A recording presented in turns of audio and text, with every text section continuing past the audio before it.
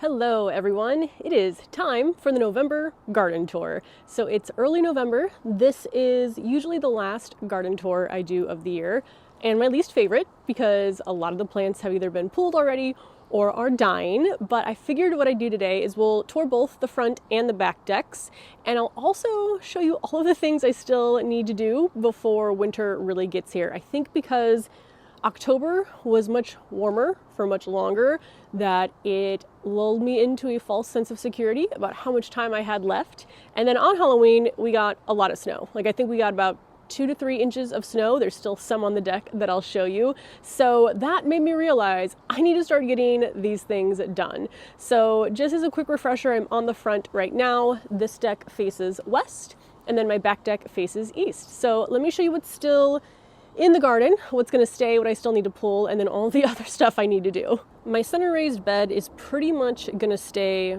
how it is over winter. I'm going to leave all these plants here. I just planted these, I think, back in September after the summer annuals were kind of done. I did bring in some perennials. I'm not going to leave them here. I will move them elsewhere next garden season, but I'm going to keep them up over winter. First for just some winter interest out here, and then if any insects or birds want to visit them over the winter, they'll be available. But I have a mix here of echinacea. I have some blanket flower, which I think almost all the blanket flower has lost its petals. I didn't do a great job of deadheading. Kind of once we got, closer to the end of the season, I just kind of forget that there are things to do in the garden. I also have some rudbeckia in the back, but overall this is again just going to be for some sort of structure over winter. Actually, this echinacea still looks pretty good for going through a little snowstorm. You can see some snow there on the soil of the bed. I did have this floss flower in the front, which I replanted from a different container. This did not like the cold weather quite as much, so I'll probably remove just that plant, but everything else is going to stay. And the pansies here have some right here. The pansies I've left them out over winter here before, and they have come back in the spring, so we'll see if that happens this year. But that's everything that's currently in my raised bed, and again, there's not really any tasks I have to do here except pulling the floss flower. Now in front, I'm laughing because you're about to see a very sad looking fern that I wasn't planning to bring inside anyway. I'm just going to treat this like an annual because for me, they're just too messy indoors, no matter how much I try to maintain them.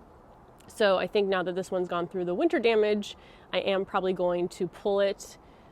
I am also planning to pull the salvia. So this is the rock and blue suede shoe salvia. It still looks pretty good in all the places that I have it. So I have one in this pot, I have one over here in this pot, and then there's another one right here. So I have 3 left. The pollinators love them like crazy, so that's why I've left them for so long, but also they just look good. I mean, look how good the leaves still look for getting temperatures that were just below 32 degrees, and they were covered in snow. So I'm contemplating just leaving these out over winter. Again, not that they'll be visited by pollinators or anything then, but just to have something there for any other insects that might want to use them. But we'll see. We'll see how I feel once I come out here, throughout the month of November. Let's see, which way should we go? Maybe we'll go a different way than we normally do and start back here because there are still some plants. This pot, like I said, I think maybe there were 2 salvia plants in here. And I was actually planning to pull them and bring in the ceramic pot. I have left it out over winter 2 or 3 winters now, and it's been fine, but I'm still nervous that it could crack. So I don't know. It's also really pretty, so I think it would work nice for a houseplant pot. So I'm going back and forth on either leaving the salvia here, bringing that in maybe in the spring, or actually emptying it out before the winter time comes. Next we have my dahlias, which were looking good until Halloween, and now they have died back, and once they're kind of this turned black or brown color, that's when I know they are ready to be chopped down and I can overwinter the tubers in the garage. So that is something that is on my to-do list in the next couple of weeks, because I think now we're back up into the 50s and 40s, and typically I'll store my dahlias inside around 45. I don't want to leave them out in the cold too long, so I'm going to cut these down soon and I'll show you how I overwinter these. Same method I've been using for the last 2 winters. In this lower bed here, first I do have some pansies and violas. I don't know why, they haven't done as great this year as they've done in the past. I don't know if, again, it's because it has been warmer longer and then kind of just started snowing out of nowhere. Similar to the peas, I mean, a week earlier before Halloween, it was 80 degrees and then it was snowing. So I think the weather's just been too up and down. I have some peas that I planted a month ago that are still super short. And then I have others that are growing at least a little bit longer, but they're more, I don't know, scraggly than normal. And I'm not getting as much vining as I typically do. I did ask some other people just in the area I know, and they said their snap peas haven't done that great either. So maybe it's a weather thing and not just me. And then the peas, of course, are growing up my sunflower stalks, which I will leave out over winter. And I have what I hope will be a fun little project to do with them for the birds. Again, looking for all the crafts that I can do over winter until the garden's open again. On the ground here, I just have empty grow bags, which will be moved into the corner as insulation. I think there was a pepper plant in that one, and there's still a root ball, but these will be used then to insulate the perennials that I leave outside over winter. 2 more dahlias over here that I'll be storing. I'm only going to store 4 this year. All the ones on the back I've already cut down because it seemed like they had some sort of viral issue, so no point in kind of keeping them in my garden. I'll just get some new tubers next year for the back. And then we have this bed. So this was my native bed that you just have seen me pull all the plants from my accidental, not actually native bed. I did leave this one cosmos in the hopes that it would flower, but I think you can see here now, again from the cold.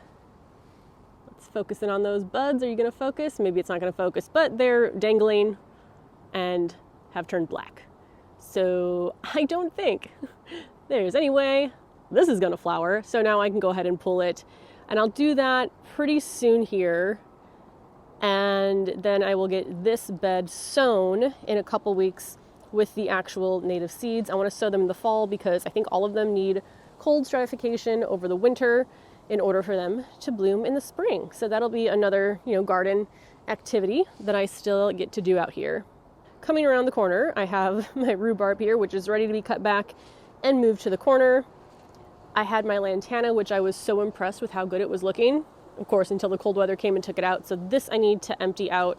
That's in an aqua pot, and then I need to get the insert out of the aqua pot and store that inside. These 3 grow bags, this had my tomato, which I'm just going to leave the root ball in there and remove that in spring. This has zinnias, which look like a mess, but again, I still think some of the animals outside can potentially use it and definitely eat the seeds. So I'm going to leave this for them even though it's kind of fallen all over. And then in this other bag was one more tomato plant. Root ball still there, but that bag is empty. I have my strawberries here, which actually still look pretty good. I mean, I don't even think if you were looking close at this, you would know whether it was, November after a snow or sometime in August. So that one still looks pretty good. I haven't gotten any strawberries from it lately, although there are still some flowers on it. Here's my other rhubarb, which I need to, again, cut that little tiny leaf and then put that in the corner. And over here I have my other aqua pot, which I think I'm just going to leave out in tarp. I was going back and forth, but I think that'll be the easiest. This bed here is empty of the plants that I pulled. I did leave some of the extra gomphrena on top because the birds were going crazy for it over on the deck when I just had it on the ground. So I figured I'll leave this for them. I might, get some seeds dropping, but this whole bed is just gomphrena every year. So if some gomphrena decides to sprout from me leaving it in here, I will not be sad about that. I have one little sad petunia vine hanging on there, trying to do its best. And then I have my 2 raspberry bushes. So these, once they lose their leaves, I'll move them over into, this is kind of my insulation corner for the winter because it's closest to the house, but also out of the sun because you don't want the sun to be heating up and then refreezing the soil, every day if it's a sunny day in the winter but gets cold at night. So this is the best space for that. And then I will cut them back in the spring. So no pruning necessary unless I see any broken branches now after the leaves fall off. Maybe I'll take some out of the middle if I just want to make it a little bit less crowded. But again, I'm going to cut it all down in the spring anyway, so that really doesn't quite matter as much. Now, swinging around this way, if you remember when I pulled the herbs a couple weeks ago and was like, oh, I'll throw these root balls away once they dry out. There's still 5 here, including the mint plant. Don't mind me just walking on snow, including the mint plant in the pot that broke. So I do need to get these down before winter. And then the shelves here, I'm just going to leave outside. I might throw them under the tarp as well, but I'm not going to bring them inside. And then what I also have to do is still clean out all these pots. So I emptied out the soil, but I need to give them just a quick scrub because I do store them inside, kind of out in the open, so I don't want them to be exceptionally dirty. So I will give them a scrub and then we will move them inside. I should have done that before it snowed, but that is my fault. But yeah, that's everything that's happening out front. Still a handful of tasks that I need to do. So now we'll head out to the back deck. All right, we are out on the back deck now, which has the pretty view of the church. First thing I need to do, which I also need to do on the front deck as well, is drain and store my hoses. So I just need to empty out the water and then get those stored either inside on this floor or down in the garage. But I still need them to rinse out these pots after I scrub them. So that's probably next on my to-do list, is just to get all of the pots that I am going to store inside cleaned. So those are all gathered here. Let's head back to the raised beds because I have now covered them with the tarp. That is to protect them from moisture, also to hopefully keep them a little bit warmer. But I have a question that I want your opinion on.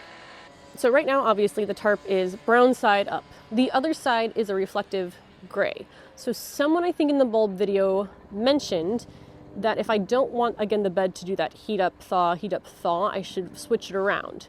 So that's one thing. But then also I'm considering it does get very cold here in the winter. So maybe I do want this to stay on the brown side to keep it from freezing too much.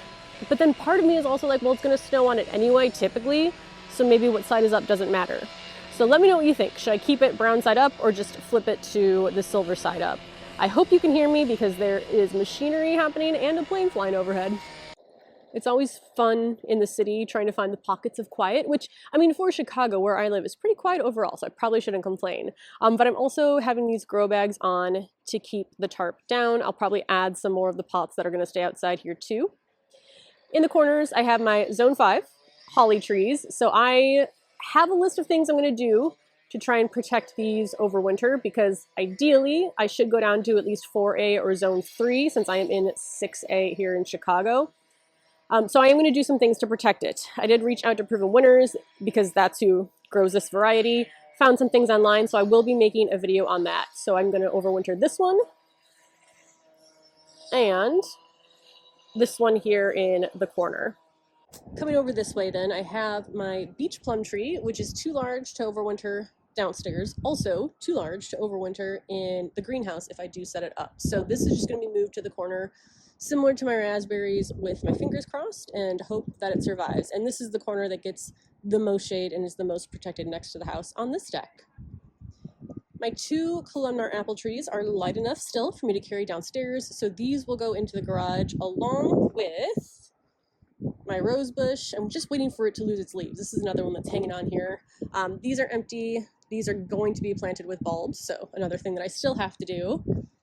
My hydrangea is going to be moved down to the garage here, and then, well, almost everything back here. The plastic boxes on the corner or on the edge of the house here, those are empty, but everything in this area is going to be moved to the garage. I can't move this one because the pot is too heavy for me to carry. It was heavy on its own, but then filled with soil, I can barely pick it up. So keep that in mind. If you do garden on a rooftop deck and want to be able to move things up and down at the end of the season, beginning of the season, find things that are more lightweight, and that'll make it a lot easier for you.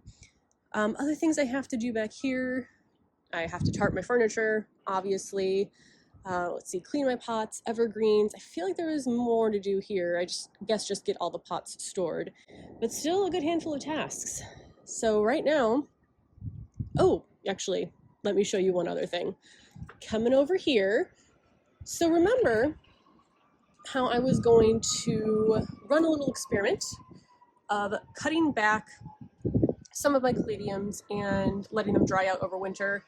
And then one, I was going to treat as a houseplant and continue to water it. Well, that was that. box right there, the ones that I was going to try to treat as a houseplant. Inside now because noise.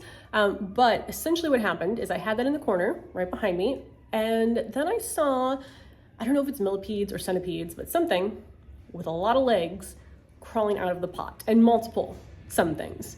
So immediately I was like, well, you're done, kicked it outside, cut the cladiums back.